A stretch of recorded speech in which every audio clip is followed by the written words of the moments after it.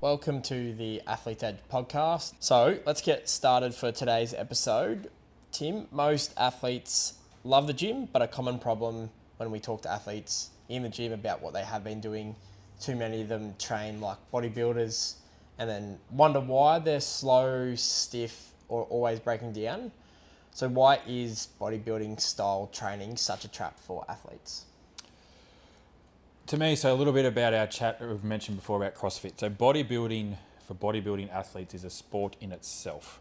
And it's a sport where it's about looking good. So building big muscles, being really, really lean. So within that comes some challenges that those athletes face. But for our athletes, if we take too much of that and that style of training, a lot of isolated movements, more focused on the muscle itself and not, when we talk sports performance, very much around speed, power, durability, coordination.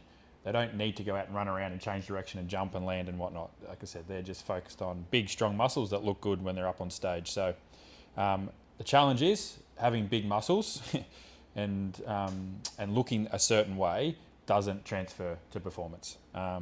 Bigger muscles can be helpful for force generation, but don't guarantee that force transfers to athletic movements. So in bodybuilding, they often talk about chasing that burn or that pump because that feels good and they know that the target muscle is probably working. But for our athletes, we want to chase what transfers to sport.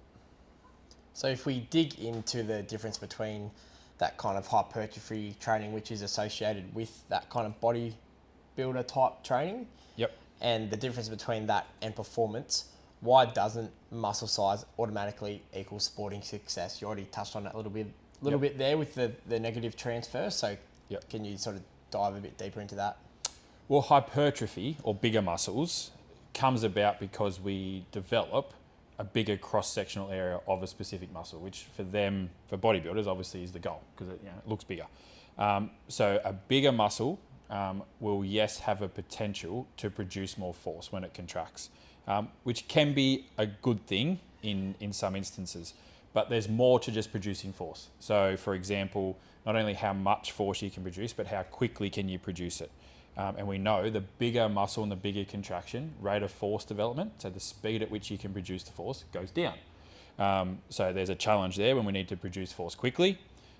Movement is also very much skill-based, as most athletes will know. So not always do you need to be big, but coordination really helps. And that's within the one muscle, but how a lot of those muscles work together. So if you're neglecting the skill component, you can be as big and strong as you want, but you're still not going to move really well, and you're not going to see that transfer on the field.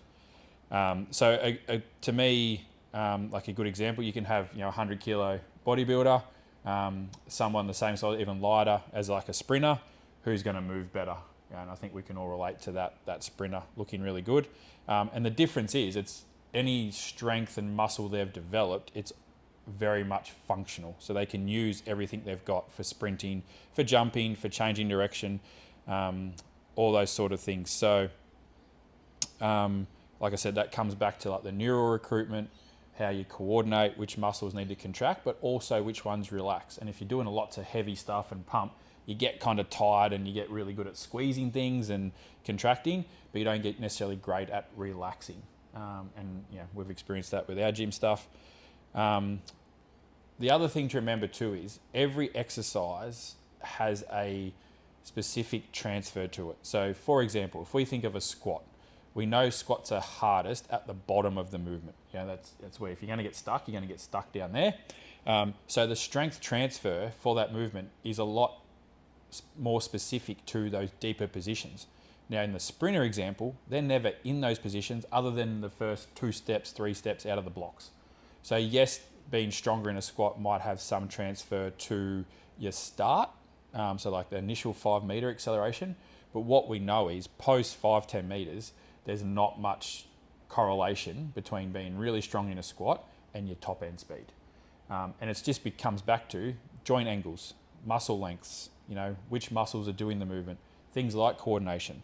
So again, you've got to understand, and that's why our programs have a wide range of exercises, from deep positions, because at times they're going to need it, so like a ground ball in footy, but there's a lot of times they're upright and they've got to jump, and land in fairly straight positions. So we do a lot of isometric work and work in those positions too. So everything, transfer comes down to a lot of different variables. It's really complex, but basically if we only train a certain way, then we're only going to have a transfer, I guess, that comes from the specific training positions and muscles we use. And why do athletes often think those heavy lifts like squats, deadlifts, or the high rep sets and volumes will make them faster? I think because it's hard. I think most people think if you're doing something hard, it's good for you. I think the same with running volume discussions we've had. I think if it's tiring, it's really hard, it must be helping. And to a point, and in beginners, probably. But after a certain point, when you start to no longer a beginner, transfer and continual improvements get tougher. So we know sport, especially at a higher level, is about fast, high intent actions, which means you need fast, high intent contractions. So you need your muscles to back that up. So your high rep, your slow movements, your isolated lifts, aren't really going to help your sprint mechanics or your jumping, producing force quickly. We need, yes, some strength work, absolutely, because stronger muscles will help, but it needs to be complemented with plyometrics, with isometrics, with our speed work. We need to be running and transferring what we've developed into the actual, sport itself. So if you want to get fast, you have to sprint. Another thing you've talked about before is fatigue and the effect that the bodybuilding style workouts with the high reps and volume style training can actually interfere with performance work. So talk to us about the effect that fatigue can have. Well, to build muscle and a significant amount of it without extra substances to help, like steroids, it takes a lot of work, a lot of hard training, and that's where things like the upper body splits or the chest and the back splits and all that sort of stuff come in a bodybuilding type program. That's because they don't have to worry about sport training 3 times a week and extra conditioning and skill work and all this sort of stuff. So the harder you train and the closer to failure you get, the longer that fatigue from that session lasts. And that doesn't matter if it's upper body, that there's an element of like a system neural fatigue that affects the whole body. So even if you do only an upper body workout, but you go really hard to failure and you do it for 45 minutes, you will see some fatigue still exist in your lower body, so like a jump test for 2 to 3 days, potentially post. So the problem with, training hard every day and backing up, trying to build muscle, even if you're doing upper, lower splits or, like I said, focusing on specific muscle groups, there's still a system fatigue. So there's still a cost to that that makes athletes like performance drop, especially those high intensity actions, as well as soreness and stiffness and all that sort of stuff, which obviously makes certain training hard. I know you're a big fan of Mike Boyle and some of his work that he does in the States. Yep. He's obviously, one of the world's best high performance trainers out there, and he often says, train movements, not muscles. So how can athletes apply that, and what does that mean for athletes? Well, our biggest challenge with athletes is we've got 2 to 3 sessions a week for the most part. So if we went down to really focused, isolated exercise, we'd run out of time to get, pretty much scratch the surface, let alone to get really deep into a good program.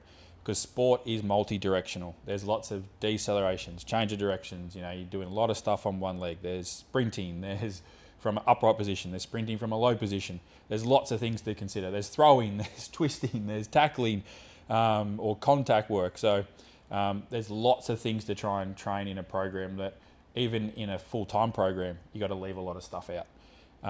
So we can't afford to just work in isolation, because that's not going to really prepare the joints for the chaos that the game will demand. We're going to need a lot of like single leg strength, eccentric control. We need mobility in there. So for me, it's very much a movement first approach. Yes, there will be some isolated work, almost as accessory work to complement that, but we need to make sure we're really filling the big buckets first and then only filling up when we've got time in and around that, which just means that, that bodybuilding style training just doesn't have a place for us. So what should athletes be doing instead? What should they be prioritising instead of that bodybuilding style? Well, we risk sort of going into silos too much, but I think if we sort of use these terms a little bit to help simplify it. So for me, strength work. So yes, we want to get stronger, but it's typically a bit more lower rep. It's high intent compound lifts. So we're sort of talking multi-joint lifts, and where we can for us, we're doing like a single leg focus. So whether a true single leg or more like a split or staggered stance exercise, so that we sort of getting some stability component to it at the same time. We've got power work, so we're doing plyometrics, we're doing med ball throws, some Olympic lift variations. Again, low volume, high intent. So already there's a big difference there to the bodybuilding type stuff where it's sort of lower, moderate intent, but high volume. We've got to have speed work in there, so like actually sprinting in our program once or twice a week, as well as a lot of technique work. So our athletes will know that we do, switching, a lot of that sort of stuff in our actual activation work in our gym sessions, just to get more exposure to it, so that we're constantly reinforcing the good techniques we want to see. We're working through multiple planes, so not just forward back, we're side to side, we're working in rotation. There's some eccentric stuff where it's not just about just falling down and then everything about the push up, which is that pump feeling. We want to control our body position. We want to make sure that we're preparing ourselves for a lot of those braking movements or landing actions that actually more often cause injuries than the opposite. And then how we, put it all together. So how you build that out from week 1 to week 5 of our training blocks, how each block builds on that in season versus off season, so that we're building, we're converting, and we're maintaining the performance we see. We're not just constant high volume, build big muscles. And so if there's one key takeaway from this episode, what should athletes remember about training like a bodybuilder versus training like an athlete? Well, I've got a few. I guess one thing to wrap it up would be, if you want to look good, train like a bodybuilder. If you want to perform, you train like an athlete. So bodybuilding is very much about size and obviously your physique and the looks. It's not about being explosive, being fast. Athletes do need some strength, but the speed to get faster, you got to think about that middle ground and how you transfer that. So don't fall in the trap of chasing just what feels good or feels hard, gives you the pump, you look in the mirror, this must be working. You got to obviously remember, train for what matters. A lot of the time that is things that we're not necessarily good at. It's, training our weaknesses as well. Yes, we want to get strong and powerful, but we've got to remember it's part of a well-rounded program, so that transfers to the field.